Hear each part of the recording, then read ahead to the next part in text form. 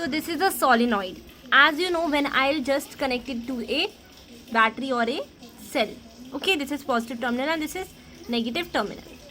As you all know that जो magnetic field lines होती हैं वो अंदर ज़्यादा ग्रेटर रहती हैं, बट जब हम पोल्स पे आते हैं, साउथ पोल है ये नॉर्थ पोल है, ये डिक्रीज हो जाती हैं बिकॉज यहाँ से जो मैग्नेटिक फील्ड्स हैं वो क्या होने लगते हैं, ऐसे मूव करेगा, ये ऐसे मूव करेगा साउथ टू नॉर्थ अंदर सॉलिनॉइड की, क्योंकि ये भी एक बार मैग्नेट की तरह ही काम करेगा.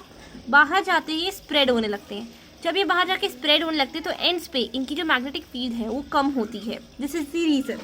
And secondly is the reason is that कि यूजेस क्या हैं सॉलिनॉइड के, सब छोड़ो, ये हम जानते हैं कि एक सॉलिनॉइड है, but what are the uses of solenoid. ये यूजेस जो है सॉलिनॉइड के वो ये हैं कि ये इलेक्ट्रोमैग्नेट बनाने में हेल्प करता है. ठीक है, इलेक्ट्रोमैग्नेट्स हों या फिर परमानेंट मैग्नेट्स हों, दोनों मैग्नेट्स बनाने में मदद करता है. ठीक है, ये सब चीज़ें थी. अब हमने फैक्टर्स जिन पे ये डिपेंड करता है, फैक्टर्स क्या हैं कि इसके जो हम स्ट्रेंथ इंक्रीज कर सकें. देखो, दो फैक्टर तो बहुत ही आराम से हमें पता है. पहला फैक्टर कि अमाउंट ऑफ करंट. अगर हम अमाउंट ऑफ करंट इंक्रीज कर दें इसमें तो ऑब्वियसली मैग्नेटिक फील्ड इंक्रीज होगा. And second point is that the number of turns of the solenoid, जितने नंबर ऑफ टर्न्स होंगे, सपोज कर लो n टर्न्स होंगे, ठीक है, इंटू 100 कर दें. अगर 100 टर्न्स हैं और इतने नंबर ऑफ टर्न्स हैं तो 100n हो जाएगा. तो दैट इज जितने नंबर ऑफ टर्न्स उतना मैग्नेटिक फील्ड प्रोड्यूस होगा, जितना करंट उतना मैग्नेटिक फील्ड प्रोड्यूस होगा. n लिख दिया नंबर ऑफ टर्न्स के लिए. थर्ड पॉइंट हम कह सकते हैं कि जो इसका रेडियस है, जो इसके बीच का रेडियस है, अगर वो बड़ा होगा तो ऑब्वियसली टर्न्स भी बड़े होंगे. रेडियस बड़ा होगा, टर्न्स बड़े होंगे, तो हम कह सकते हैं कि magnetic field is directly proportional to the radius of the turns. Okay, so this is not directly proportional, it is inversely proportional to the radius of the current carrying wire in the center, because जितना इसका radius जो होगा कम होगा उतनी ज़्यादा इसकी magnetic field होगी. यहाँ पे रेडियस बढ़ रहा है, दैट्स वाई इसकी मैग्नेटिक फील्ड कम हो रही है. ठीक है, एंड यहाँ पे इट इज़ स्मॉलर, तो जो रेडियस है, बीच का जो रेडियस है इनका, ये जो होना चाहिए वो क्या होना चाहिए, कम होना चाहिए. तो it is directly proportional to this. ये तीन फैक्टर्स हैं जिन पे जो सॉलिनॉइड की स्ट्रेंथ है वो डिपेंड करती है.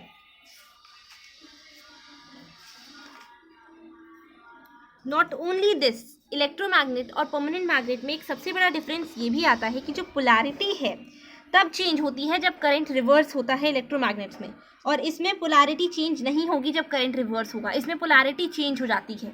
ठीक है, इसमें पोलैरिटी चेंज नहीं होती, ड्यू टू विच ये परमानेंट मैग्नेट है और ये वीक मैग्नेट है. ठीक है, and permanent magnet will not lose its properties on stopping the current. जब हम करंट को स्टॉप कर देंगे तो ये अपनी प्रॉपर्टी लूज नहीं करेगा. फॉर एग्जाम्पल, अगर हम इसके अंदर एक स्टील बार रखते हैं तो it will not lose it properties when the current will be switched off, but when the current will turn off, electromagnet which is iron bar will lose its properties. So this is the basic three differences between electromagnet and permanent magnet. Okay, next is force on a current carrying conductor placed in a magnetic field. When a current carrying conductor is placed in a magnetic field, then it experiences a force. All of us know that it experiences a force. And the direction of force, जब हम इस किसी भी चीज़ को इसके अंदर रखेंगे तो वो फोर्स एक्सपीरियंस करेगा.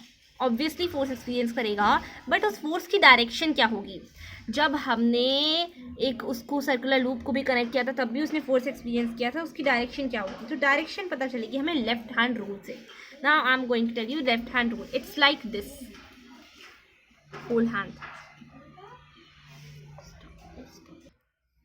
Can you see this figure? In this figure shows basically that the force on a current carrying conductor in a magnetic field. This is a current carrying conductor, magnetic field के अंदर है. ये क्या experience करेगा, force experience करेगा, due to which it will get displaced from its position. होगा क्या कि हमने एक स्मॉल एल्यूमिनियम रॉड लिया है, इसमें हमने जो थ्रेड टाई किया है ए और बी पॉइंट से, मतलब एंड्स पे किया है, टाई किया है. ठीक है, इसके बाद हमने एक ये कनेक्टिंग वायर्स लिए हैं सर्किट बनाने के लिए, एंड हमने एक स्टैंड ले लिया है. हमने क्या किया है, बेसिकली इसको जो है हमने थोड़ा स्लैंटेड पोजीशन में रखा है. इस एल्यूमिनियम रॉड को सीरीज में लगाया है बैटरी के साथ, end to end. Okay, nextly जब हम पहले करंट की डायरेक्शन इस तरफ से करंट पास करेंगे, किया हमने, ये मैग्नेटिक फील्ड में करंट पास हुआ तो ये एक्सपीरियंस करेगा फोर्स ऑब्वियसली। जब ये एक्सपीरियंस करेगा फोर्स तो ये जो एल्यूमिनियम रॉड है ये क्या हो जाएगा, अपनी पोजीशन से डिस्प्लेस हो जाएगा। सो ये जो डिस्प्लेसमेंट होगा ये जब दोबारा से होगा दूसरी डायरेक्शन में, जब करंट दूसरी डायरेक्शन से पास होगा तब भी डिस्प्लेसमेंट होगा बट दूसरी डायरेक्शन में होगा। तो ये जो डिस्प्लेसमेंट है रॉड की इस एक्टिविटी में हमें ये बता रही है कि एक मैग्नेटिक फील्ड के अंदर भी फोर्स एक्सर्ट होता है। फोर्स एक्सर्ट किस लिए हो रहा है, किस पे हो रहा है, इस करंट कैरिंग एल्यूमिनियम रॉड पे हो रहा है, जब इसे किस में रखा गया है, मैग्नेटिक फील्ड के अंदर रखा गया है। ठीक है, so it also suggest that the direction of force is also reversed. जब करंट की डायरेक्शन रिवर्स होती है तो फोर्स की डायरेक्शन भी रिवर्स होती है। ठीक है, through the conductor is reversed. Now change the direction of magnetic field to vertically downwards. अब हम वर्टिकली डाउनवर्ड्स इसकी मैग्नेटिक फील्ड, अब जैसे ऐसे आ रहा था ये जा रहा था, अब हम इसको ऐसे लाएंगे। ठीक है, now what will happen by interchanging the poles. इसके पोल्स को इंटरचेंज कर दो, इधर साउथ रख दो इधर नॉर्थ रख दो, ये भी कर सकते हैं, तो डायरेक्शन ऑफ करंट भी चेंज कर सकते हैं। तो इस बार फिर से ऑब्जर्व करेंगे कि डायरेक्शन ऑफ फोर्स है वो चेंज हो जाएगी, डिस्प्लेसमेंट किसी और डायरेक्शन में करवाएगी, किसका, इस रॉड का। ओके, तो ये एक्टिविटी मैं आपको एक्सप्लेन करना चाहती थी। सेकेंड पॉइंट, इसमें हमने क्या चीज़, किस चीज़ की डायरेक्शन ढूंढने के लिए राइट हैंड थंब रूल अपनाया था, मैग्नेटिक फील्ड की डायरेक्शन ढूंढने के लिए। Okay, right hand thumb rule basically किसके लिए था, मैग्नेटिक फील्ड की डायरेक्शन पता करने के लिए था। सेकेंडली अब हम पढ़ेंगे राइट हैंड थंब रूल। ये जो राइट हैंड थंब रूल है ये, sorry, Fleming's left hand thumb rule, right hand thumb rule तो हो गया, फ्लेमिंग्स लेफ्ट हैंड रूल। इसमें हम क्या पढ़ने जा रहे हैं, इसमें हम पता करेंगे किसकी डायरेक्शन, फोर्स किस डायरेक्शन में लग रहा है। ठीक है, इसके लिए हम सबसे पहले ये एक्टिविटी जो हमने पढ़ी अभी 13.7 एक्टिविटी पढ़ी है, इसमें हमने क्या देखा कि डायरेक्शन ऑफ करंट और मैग्नेटिक फील्ड कब होगी, जब परपेंडिकुलर होगा। परपेंडिकुलर होगा तब ये जो डायरेक्शन होगी, जब ये परपेंडिकुलर होगा तब ये जो डायरेक्शन होगी चेंज होगी। ठीक है, तो जब मैग्नेटिक फील्ड में किसी भी कंडक्टर, करंट कैरिंग कंडक्टर को हम परपेंडिकुलरली रखेंगे, only then the direction of the displacement of this rod और एनीथिंग विल चेंज, और the force you can say. ठीक है, तभी तो अब हम इसे एक सिंपल रूल से समझाएंगे, Fleming's left hand rule. Fleming's left hand rule से समझेंगे। इसके लिए हमें इस डायरेक्शन में अपने हैंड्स को, अपने फिंगर्स को स्विच करना है। ओके, एंड अकॉर्डिंगली ये जो है क्या शो करेगी, magnetic field. Wait, see this is B, that is magnetic field, as you can see it's B, I have written है बी, ये मैग्नेटिक फील्ड रिप्रेजेंट करेगा।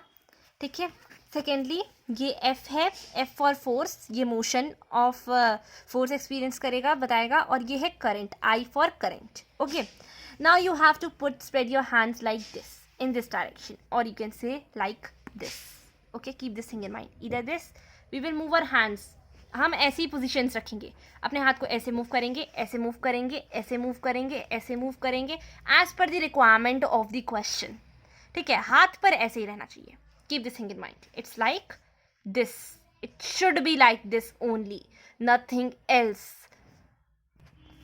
हाँ, एक चीज़ इस तरीके से कि म्यूचुअली परपेंडिकुलर हो। ओके, अब जैसे देखो ये जो थंब है इसके म्यूचुअली परपेंडिकुलर है, परपेंडिकुलर है, ये जो है ये इसके परपेंडिकुलर है। ठीक है, ये जो है इसके परपेंडिकुलर,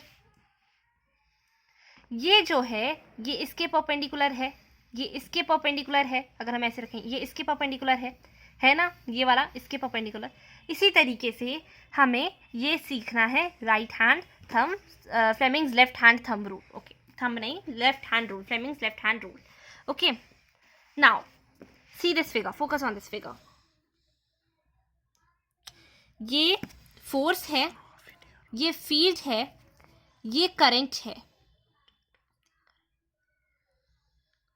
ठीक है, and this is the motion. Okay, this is the magnetic field and current. Devices that use current carrying conductors and magnetic fields includes electric motor. अब जिसमें इसका यूज होगा, जो करंट कैरिंग कंडक्टर्स होंगे, उनको हमें क्या पता करने के लिए, फोर्स की डायरेक्शन पता करने के लिए, किस डायरेक्शन में फोर्स हो रहा है, क्योंकि मैग्नेटिक फील्ड और करंट किस डायरेक्शन मूव कर रहे हैं तो गिवन होगा। फोर्स किस डायरेक्शन में लग रहा है हमें इससे ये पता चलेगा, फ्लेमिंग्स लेफ्ट हैंड रूल से फोर्स, मोशन का पता चलेगा। हमें left right hand thumb rule से किसका पता चला, मैग्नेटिक फील्ड का, और आगे हम देखेंगे किसका पता चलेगा. Now see this question.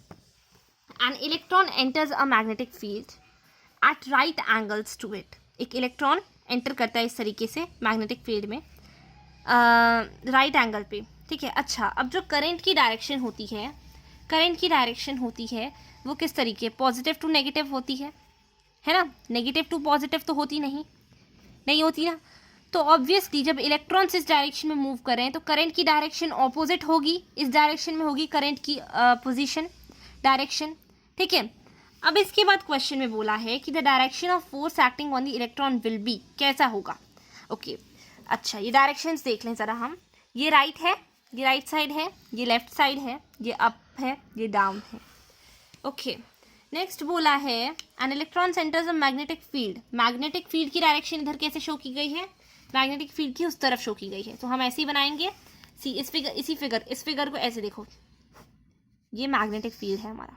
Okay, C this figure, ये करंट है, ये मैग्नेटिक फील्ड है. अब हमें फोर्स की डायरेक्शन पता करनी है. तो पहले करंट ये वाला था, ऐसे है, ठीक है. ऐसे हमने हैंड बनाया था, हमने हैंड ऐसे बनाया था, हमने हैंड को ऐसे बनाया था. ओके, ये थी हमारी पोजीशन.